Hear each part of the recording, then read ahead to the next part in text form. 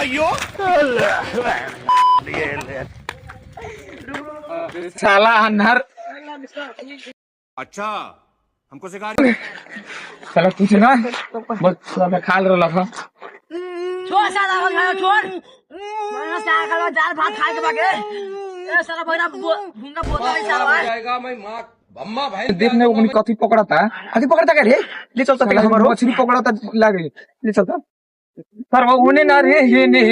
ले चल साला के जाएगा भाग दे ये ने रुक साला लू पैटवा मोटी दाल भात खाया मैं छोड़ साला यार कौन साला करता है रे ये सब क्या देखना पड़ रहा है अच्छा है मैं छोड़ साला कौन है ये लोग कहाँ से आते हैं मछली पकड़ा था का भाई हो हां ओ भैया बड़ी कौन मछली पकड़ा था सर वो मछली ना अरे गलत चीज पे हाथ धइले बड़ा हटा ये फंस गया सीएम छोड़ लग भैया साला भाई क्या बोला था दाल भात खाए हम दाल भात खाया साला ये वाला रे बच्चा साला ये वाला मुंह है ना